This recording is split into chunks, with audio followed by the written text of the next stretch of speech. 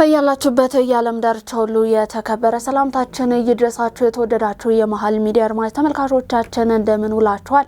ለዛሬ ዕለተ ሐሙስ ወደ እናንተ እንዲደርሱ ያዘጋጀናቸውን የቀን መረጃዎቻችንን ከመሃል ሚዲያ መሃል ስቱዲዮ ይዘንላችሁ ቀርበናል። በቅድሚያም አበይት ርዕሰ ጉዳዮችን የህወሓት ወታደራዊ አመራሮች የቲዲኤፍ ሴት ወታደሮችን መድፈራቸው በምርመራ ተረጋገጠ። የህወሓትን ጭካኔ የሚያስረዱ ተጨማሪ መረጃዎች እየወጡ ይገኛሉ። ተጨማሪውን ይዘናል። በአዲስ አበባ ህወሓትን የሚያወግዝ ተቃውሞ ሰልፍ ሊደረግ መሆኑ ተነገረ። ለሐምሌ 11 የተጠራውና ፈቃድ ያገኘው የአዲስ አበባው የተቃውሞ ሰልፍ ከትግራይ የተፈናቀሉትን እንደሚያሳትፍም አስተባባሪዎቹ ገልጸዋል። ዝርዝር ዘገባን ይዘናል። ከውጭ በዓለም ዙሪያ በበርካታ ሀገራት ውስጥ ሰዎች ከአሜሪካ ይልቅ ቻይናን በተመለከተ አዎንታዊ ምልከታ እንዳላቸው ፒው የተሰኘ የምርምር ማዕከል ያወጣው አዲስ ጥናት አመለከተ።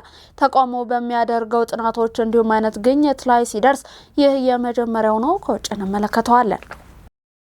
ቀደም ብለን ባስደመጥናችሁ አበይት ርዕሰ ጉዳዮቻችን የዛሬውን ዕለተ ሐሙስ ቀን መሃል ዜናችንን ጀምረናል። ዜናውን ላይክና ሼር ሚዲያችንን ሰብስክራይብ በማድረግ ቤተሰብነታችሁን አጋርነታችሁን እያጠናከራችሁ ዜናውን ተጀምሩ ዘንድ ያክብረው ግብዣችን ነው። ከመሸጋገሪያው በኋላ ስንመለስ በዝርዝር ወደ ያዝናቸው እናልፋለን። ከፍተኛ የንግድ እንቅስቃሴ በሚገኝበት መርካቶ ተክለ ሃይማኖት በሚገኘው ሳይታችን ላይ G+4 ዘመናዊ የንግድ ሱቅ እየገነባን እንገኛለን። ከ990 ሺህ ብር ቅድመ ክፍያ ጀምሮ አሊያም በ2.8 ሚሊዮን ብር ሙሉ ክፍያ ከ11 ካሬ ሜትር ጀምሮ በፉል ፊኒሽድ እና በኔት ኤሪያ ብቻ እየሸጥን እንገኛለን። የ11፣ 22 እና 32 ካሬ አማራጮች ከግራውንድ ፍሎር ጀምሮ ማግኘት ይችላሉ። በተጨማሪም ምቹ በሆነ አከፋፈል ከ15% የሚደርስ የዋጋ ቅናሽም አዘጋጅተናል። ያሉን ሱቆች ውስን ስለሆኑ ከስር በምናስቀምጠው ስልክ ብቻ በመደወል የግሎ ያድርጉ። ውጪ ለሚኖሩ ዲያስፖራዎችም የተመቻቸ አከፋፈልና አማራጮች አቅርበናል። ሜሪት ፕሮፐር ተመልሰናል። በቀዳሚነት ወደምንመለከተው መረጃችን አለፍ።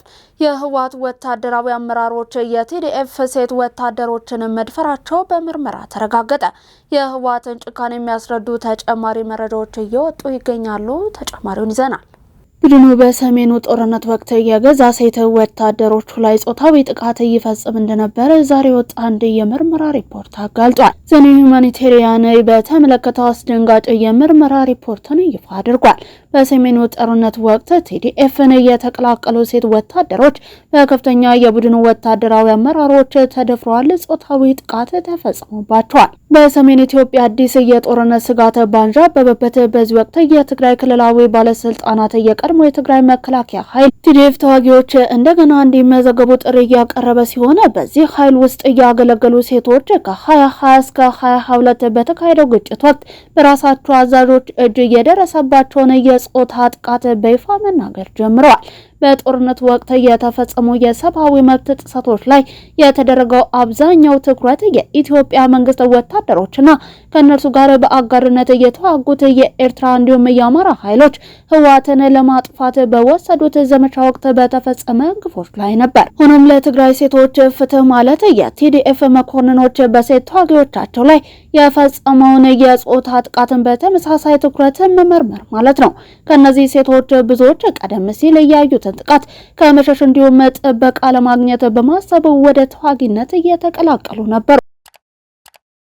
በአዲስ አበባ ተቃውሞ ሰልፍ ሊደረግ መሆኑ ተነገረ። ለሐምሌ 11 የተጠራውና ፈቃድ ያገኘው የአዲስ አበባው የተቃውሞ ሰልፍ ከትግራይ የተፈናቀሉትንም እንደሚያሳትፍ አስተባባሪዎቹ ገልጸዋል። ዝርዝር ዘገባውን እንመልከት።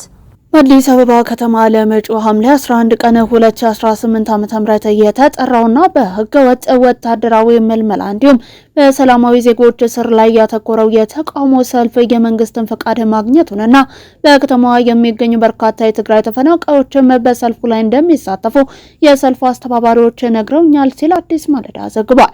የስምረት ፓርቲን ጨምሮ ሌሎች የፖለቲካ ኃይሎችን ያካተተው የትግራይ ሰላማዊና የለውጥ ምክር ቤት የጠራው ይህ ሰልፍ በትግራይ ክልል እየተፈጸመ ነው ያሉትን ወታደራዊ አፈሳን ለማውገዝ የታሰሩ እናቶችንና ገበሬዎችን ድምጽ ለማሰማት እንዲሁም ለአዲስ አበባ ተፈናቃዮች ተገቢው ድጋፍ እንዲደረግ ለመጠየቅ ያለመ መሆኑ ተገልጿል። የስምረት ፓርቲ ጽህፈት ቤት የሚዲያና ኮሚኒኬሽን ኃላፊ የሆኑት ሀለፎም መምህር አንድ ተናገሩት የሰልፉ ዋና ዓላማ በትግራይ ክልል ህጋዊ ያልሆነ አዋጅን መነሻ በማድረግ በወጣቶች ላይ እየተፈጸመ ያለውን አስገዳጅ ወታደራዊ ምልመላና ያለ አግባብ እየታሰሩ እናቶችና ገበሬዎችን በደል ለዓለም አቀፉ ማህበረሰብ ይፋ ማድረግ ነው።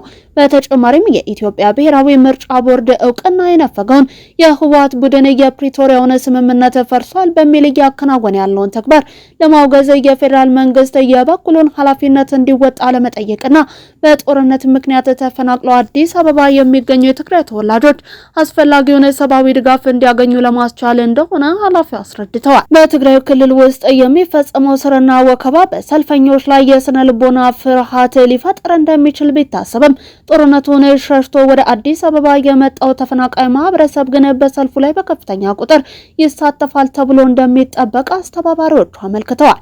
የተቃውሞ ሰልፉን ለማድረግ ከ15 ቀናት በፊት የወሰንን ቢሆንም ከሚመለከተው አካል ፈቃድ እስኪሰጠን ስንጠባበቅ ቆይተን አሁን ላይ ፈቃድ በማግኘታችን እንቅስቃሴያችንን ይፋ አድርገናል ብለዋል። የህወሓት ቡድን ከራሱ የተለየ የፖለቲካ አቋም የሚያራምዱ ወገኖችን ሁሉ እንደ ጠላት የሚመለከት የጠቀሱት ኃላፊው በክልሉ ያለው ሁኔታ አልመች ብሎት ወደ አዲስ አበባ የሚመጣውን ዜጋ ሁሉ እንደ ባንዳና እንደ ጠላት ነው የሚቆጥሩት፣ እነሱ ብቻ ትክክለኛና ጀግና መስለው ይታያቸዋል ሲሉ ወቅሰው የሰልፉ ዋና ዓላማ የህወሓትን አምባገነናዊ አካሄድን ማውገዝ መሆኑን አስረግጠው ገልጸዋል። በጠንካራ ስነ ልቦና ተገንብተን የሀገራችንን ሰላም እያረጋግጠን እንገኛለን ሲሉ የክፍለ ጦር አመራሮች ገለጹ። በሰሜን ምዕራብ ዕዝ ኮር ስር የሚገኙ ክፍለ ጦር ለመቶ እንዲሁም ለጓድ አመራሮች ሲሰጡ የቆዩትን ጥልቅ የአቅም ግንባታ ስልጠናን በስኬት ማጠናቀቃቸውን የኢፌዴሪ መከላከያ ሰራዊት አስታውቋል። ተጨማሪ አለ።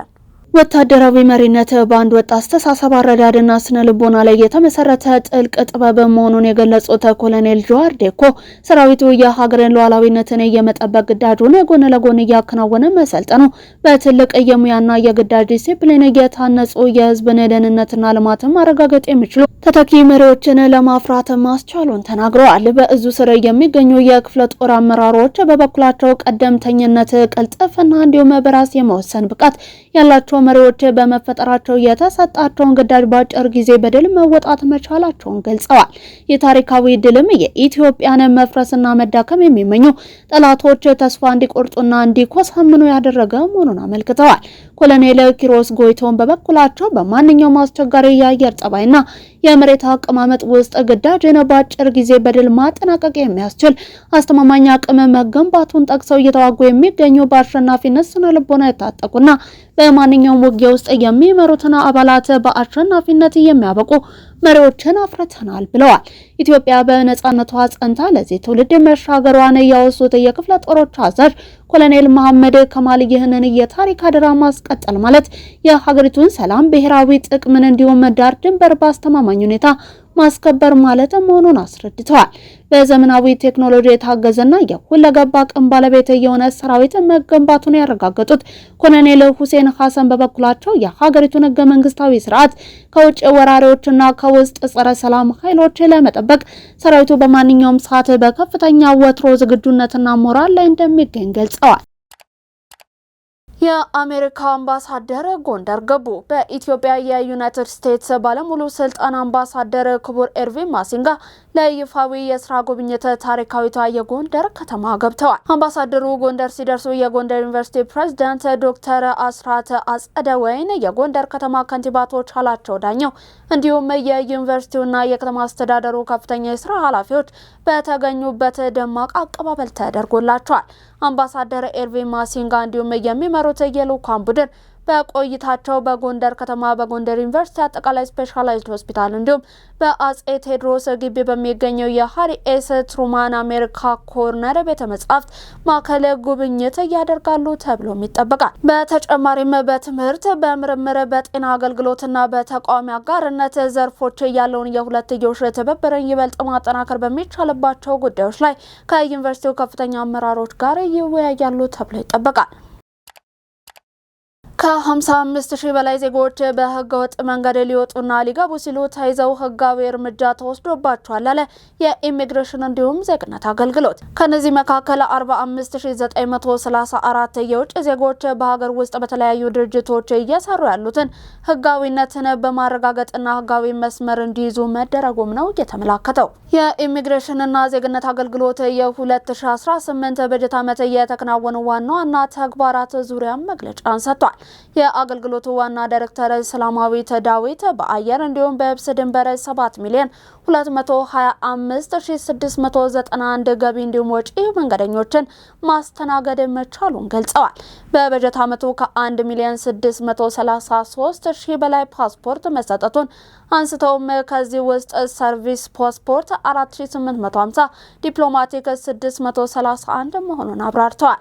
የፓስፖርት አገልግሎት ከ12 ቅርንጫፍ ጽሕፈት ቤቶች ወደ 23 በማሳደግ በሁሉም ቅርንጫፍ አገልግሎት በመሰጠት ላይ እንደሚገኝ ያነሱት ዋና ዳይሬክተሯ በዚህም 42.7 ቢሊዮን ብር ገቢ መሰብሰብ መቻሉን አስረድተዋል። 433 የውጭና 4450 ኢትዮጵያውያን በህገወጥ መንገድ የፓስፖርት አገልግሎት ለማግኘት የተጭበረበረ ሰነድ ይዘው ሲንቀሳቀሱ የነበሩትንና ትክክለኛ ያልሆነ የዜግነት ማስረጃን ይዘው በመገኘት በቁጥጥር ስር በመዋል በህግ ተጠያቂ እንዲሆኑ መደረጉንም ገልጸዋል። የአዲስ አበባ ከተማ አስተዳደር ቤቶች ልማትና አስተዳደር ቢሮ በከተማዋ ከ10 ወለል በላይ የሆኑ የጋራ መኖሪያ ቤቶች ላይ የነበረውን የአሳንሰር ወይንም ሊፍት ችግርን ለመፍታት ስራዎች እየተከናወኑ መሆኑን አስታወቀ። የቢሮው ኃላፊ ወይዘሮ ቅድስት ወልደ ጊዮርጊስ በከተማዋ ምክር ቤት 5ኛ ዓመት የ10ኛ ዘመን 4ኛ መደበኛ ጉባኤ ላይ እንደገለጹት እነዚህ ቤቶች በግንባታ ወቅት የአሳንሰር እቅድ እንዳልነበራቸው አስታውቋል። ከጥቂት ዓመታት በፊት እቅድ ተይዞላቸው ወደ ጨረታ ቢገቡም በጨረታው ሂደት በተከሰቱ የተለያዩ ችግሮች ስራው ተስተጓጉሎ እንደነበርም ገልጸዋል። በአሁኑ ወቅት ግን ስራው ተጀምሮ አንዳንድ የመኖሪያ ሳይቶች ሊፍቱን በመጠቀም አገልግሎት እየሰጡ እንደሚገኙ የቢሮ ኃላፊ ተናግረዋል። ለስራው ቅድሚያ የተሰጠው G+15 ለሆኑ ህንጻዎች ብቻ ነው። በአራብሳ አካባቢ በሚገኘው የ20/80 መኖሪያ ቤቶች ፕሮጀክት ላይ ሊፍት መገጠሚያነት የሚያስፈልገው የሲቪል ወርክ ስራ እየተከናወነ እንደሚገኝ የሊፍት እቃዎቹ ቀድሞ የተዘጋጁ በመሆናቸው የሲቪል ስራው እንደተጠናቀቀ የመግጠም ስራው እንደሚቀጥል ተገልጿል። ወይዘሮ ቅድስት አያይዘው በአሁኑ ወቅት እየተገነቡ ባሉ አዳዲስ የጋራ መኖሪያ ቤቶች ግንባታ ላይ እንደነዚህ አይነት የአሳንሰር ችግሮች እንደማይፈጠሩ ነው ያረጋገጡት። ከንጋት ሐይቅ በተጠናቀቀው በጀት ዓመት ከ10,700 ቶን በላይ የአሳ ምርት መገኘቱን የቤንሻንጉል ጉሙዝ ክልል ግብርና ቢሮ አስታወቀ። ዝርዝር ዘገባው ተጠናቅሯል፣ እንደሚከተለው ይቀርባል። በታላቁ የኢትዮጵያ ህዳሴ ግድብ ላይ የተፈጠረው ግዙፍ ሰው ሰራሽ ሐይቅ ንጋት ሐይቅ የኤሌክትሪክ ኃይል ከማመንጨትና የቱሪስት መስህብ ከመሆን ባለፈ በአሳ ምርት የስራ ዕድል መፍጠር ችሏል። በቤንሻንጉል ጉሙዝ ክልል ጉባ ላይ የተንጣለለው የንጋት ሐይቅ ከ70 በላይ ደሴቶች ያሉት ሲሆን በአካባቢው ልዩ ድባብ በመፍጠር ተመራጭ የመዝናኛ ስፍራ የሚሆን ነው። የንጋት ሐይቅ በተለይም ለቤንሻንጉል ጉሙዝ ክልልና አካባቢው ነዋሪዎች ተጨማሪ የኢኮኖሚ መሰረቶችን ይዞ የመጣ አቅም ሆኗል። የንጋት ሐይቅ የአሳ ሀብት ልማት፣ የቱሪዝምና የውስጥ ለውስጥ የውሃ ትራንስፖርት እንቅስቃሴ እንዲሁም በአካባቢው አዲስ የስነ ምህዳርና የአየር ንብረት ሚዛንን ለማስጠበቅ የሚያስችልም ነው።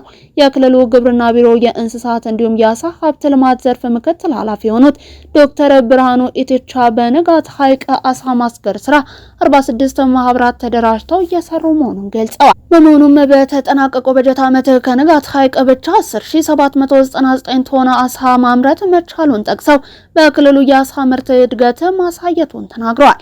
የተገኘው ምርት ከ2017 በጀት ዓመት ጋር ሲነጻጸር በጥፍ መጨመሩን ገልጸው በቀጣይም ተጨማሪ ማህበራት ወደ ስራ የሚገቡ መሆኑን ጠቁሟል። በክልሉ ከንጋት ሐይቅ በተጨማሪ ከዳቡስ፣ ዲደሳ እንዲሁም በለስ ወንዞች የአሳ ምርት በብዛትና በጥራት መመረቱን አንስተው በተያዘው በጀት ዓመትም ተጠናክሮ ይቀጥላል ብለዋል። በክልሉ የአሳ ምርት ወደ አዲስ አበባ እንዲሁም ሌሎች ከተሞች ለገበያ በማቅረብ ሁነኛ የገቢ ምንጭ እየሆነ መምጣቱንም ዶክተር ብርሃኑ ገልጸዋል። የንጋት ሐይቅ በተለይም በአሳ ምርት ለበርካታ ወጣቶች የስራ ዕድል እየፈጠረ መሆኑን የገለጹት ከፍተኛ የንግድ እንቅስቃሴ በሚገኝበት መርካቶ ተክለ ሃይማኖት በሚገኘው ሳይታችን ላይ G+4 ዘመናዊ የንግድ ሱቅ እየገነባን እንገኛለን። ከ990 ሺህ ብር ቅድመ ክፍያ ጀምሮ አሊያም በ2.8 ሚሊዮን ብር ሙሉ ክፍያ ከ11 ካሬ ሜትር ጀምሮ በፉል ፊኒሽድ እና በኔት ኤሪያ ብቻ እየሸጥን እንገኛለን። የ11፣ 22 እና 32 ካሬ አማራጮች ከግራውንድ ፍሎር ጀምሮ ማግኘት ይችላሉ። በተጨማሪም ምቹ በሆነ አከፋፈል ከ15% የሚደርስ የዋጋ ቅናሽም አዘጋጅተናል። ያሉን ሱቆች ውስን ስለሆኑ ከስር በምናስቀምጠው ስልክ ብቻ በመደወል የግሎ ያድርጉ። ውጪ ለሚኖሩ ዲያስፖራዎችም የተመቻቸ አከፋፈልና አማራጮች አቅርበናል። ሜሪት ፕሮፐር በናይጄሪያ ፕሬዝዳንት ቢሮ ውስጥ እንደ ተቋቋመ የተገለጸው ሐሰተኛ ተቋም ኃላፊ ለሳምንታት ሲፈለግ ከቆየ በኋላ በቁጥጥር ስር ዋለ። አዴኔ አዴሚ ማቲን የተባለው ግለሰብ ፕሬዝዳንሻል ፌሪን ኢንቨስትመንት ፕሮሞሽን በሚል ለመሰረተው ተቋም ዋና ዳይሬክተር እንደሆነ ይገልጻሉ። ፕሬዝዳንቱና ቢሮአቸው ግን ስለ ተቋሙም ሆነ ስለ ዳይሬክተሩ ሹመት የሚያውቁት ነገር እንደሌለ ተነግሯል። ይህንን ተከትሎም $950,000 በተመሰረተው ሐሰተኛ ተቋም ላይ የሙስና ምርመራ እንዲደረግ አዘዋል። ግለሰቡ መጀመሪያ ላይ ጥፋተኛ ለመሆኑን ለሀገሪቱ መገናኛ ብዙሃን የተናገረ ሲሆን የቀረበበትን ሐሰተኛ እንዲሁም የማስመሰል ክሶች ቀርቦ በመከላከል ስሙን እንዲያድስም ገልጾ ነበር። ሆኖም ይህን ማድረግ ባለመቻሉ የፌዴራል ከፍተኛ ፍርድ ቤት የእስር ማዘዣን አውጥቶበታል። ማቴው ለሳምንታት ተሰውሮ ከቆየ በኋላ በደቡብ ምዕራብ ኡሱን ግዛት ውስጥ በቁጥጥር ስር መዋሉ ነው የተሰማው። በዓለም ዙሪያ በበርካታ ሀገራት ውስጥ ሰዎች ከአሜሪካ ይልቅ ቻይናን በተመለከተ አዎንታዊ ምልከታ እንዳላቸው ፒው የተሰኘ የምርምር ማዕከል ያወጣው አዲስ ጥናት አመለከተ። ተቋሙ በሚያደርጋቸው ጥናቶች እንዲህ አይነት ግኝት ላይ ሲደርስ ይህ የመጀመሪያው ነው። መቀመጫውን በአሜሪካ ያደረገው ገለልተኛው ቲንክ ታንክ በጥናቱ እንዳሳየው ለቻይና ያደላ እይታ ያለባቸው ሀገራት ብዛት ከፍተኛ ቁጥር ላይ ደርሷል። በአንጻሩ ሰዎች ለአሜሪካ ያላቸው ምልከታ የበለጠ የከፋ ሆኗል። በጥናቱ ጥልቅ ውጤት መሰረት ተሳታፊዎች በአሜሪካው ፕሬዝዳንት ዶናልድ ትራምፕ ላይ ሆነ በቻይናው መሪ ሺ ጂንፒንግ ላይ ያላቸው መተማመኛ ዝቅተኛ ነው። ነገር ግን ሺ ከትራምፕ የተሻለ ውጤትን አስመዝግበዋል። ግላዊ ነጻነትን ከማክበር አንጻር አሜሪካ ከቻይና የተሻለች ሆና ብትገኝም ቤጂንግ ከአሜሪካ በተሻለ በበለጠ ሀገራት የውስጥ ጉዳይ ውስጥ ጣልቃ የማትገባ ተደርጋ ተወስዳለች። ፒው ሪሰርች ሴንተር ከየካቲት እስከ ግንቦት ባለው ጊዜ ውስጥ ይህንን ጥናት ያከናወነው በ36 ሀገራት ውስጥ የሚገኙ ከ42,000 በላይ ሰዎችን በማሳተፍ ነው። የትራምፕ አስተዳደር በኢራን ላይ ታይቶ የማይታወቅ ሰፊ ወታደራዊ ጥቃት ለመሰንዘር እያጠና ነው ተባለ። የአሜሪካው ፕሬዝዳንት ዶናልድ ትራምፕ በኢራን ላይ የሚደረገውን የአሜሪካን ወታደራዊ ዘመቻ በከፍተኛ ደረጃ ለማስፋፋት እቅድ እያወጡ መሆኑን የዋሽንግተን የደህንነት ምንጮችን የጠቀሱ የአሜሪካ መገናኛ ብዙሃን ዘግበዋል። በዋይት ሀውስ እየተመከረባቸው ካሉ አማራጮች መካከል በኢራን ስትራቴጂካዊ ወታደራዊ እንዲሁም የኒውክሌር ተቋም ላይ ያነጣጠሩ የአየር ጥቃቶችን ማጠናከር ዋነኛው መሆኑ ነው የተገለጸው። ከዚህም ባለፈ የትራምፕ አስተዳደር እጅግ አደገኛ ሊባሉ የሚችሉ እንዲሁም ቀጠናውን ወደ ከፋ ጦርነት ሊከቱ የሚችሉ የጦርነት አማራጮችን እየገመገመ ሲሆን ከነዚህ መካከል በሆርሙዝ ወሽመጥ አቅራቢያ የሚገኙ ወሳኔ የኢራን ደሴቶችን በቁጥጥር ስር መዋል እንደሚገኝበት ተጠቁሟል። አሜሪካ ጥቃት ልትሰነዝርባቸው ካሰበቻቸው ዋነኛ ኢላማዎች መካከል ዋሽንግተን ከኢራን የኒውክሌር መርሃ ግብር ጋር ጥብቅ ግንኙነት አለው ብላ የምትጠረጥረውንና በከፍተኛ ሁኔታ የተመሸገውን ከመሬት በታች የሚገኘውን ፒካክስ ማውንቴን የተባለው ምስጢራዊ ተቋም አንዱ ነው። ምንም እንኳን የአሜሪካ ጥቃቶች እንዲሁም የባህር ላይ ወታደራዊ ጫናዎች በኢራን ላይ በከፍተኛ ሁኔታ የተጠናከሩ ቢሄዱም ፕሬዝዳንት ትራምፕ እስካሁን የመጨረሻ ውሳኔ ላይ እንዳልደረሱና አሁንም ቢሆን በሰላማዊ መንገድ መፍታት የሚቻልባቸውን የዲፕሎማሲ በርን ክፍት መሆኑን በአደባባይ መናገራቸውን ቀጥለዋል። የተወደዳችሁ የመሃል ሚዲያ አድማጭ ተመልካቾቻችን ለዛሬ ለተሐሙስ ከመሃል ሚዲያ ማል ስቱዲዮ ወደ እናንተ እንዲደርሱ ያዘጋጀናቸው የቀን መረጃዎቻችን እስካሁን እያሻገርናችሁን ይመስሉ ነበር። ዜናውን ላይክ እና ሼር ሚዲያችንን ሰብስክራይብ በማድረግ አጋርነታችሁን ቤተሰብነታችሁን ታጠነክሩ ዘንድ የአክብሮት ግብዣችን ነው። ከዩቲዩብ ባለፈ በቲክቶክ በፌስቡክ እንዲሁም ቴሌግራም ገጾቻችን ተጨማሪ የመሃል ሚዲያ ይዘቶችን ማግኘት የምትችሉ መሆኑን ከወዲሁ ለመግለጽ እንወዳለን። እስከ ፍጻሜ አብራችሁን ስለቆያችሁ እጅግ እናመሰግናለን። ጤና ይስጥልን።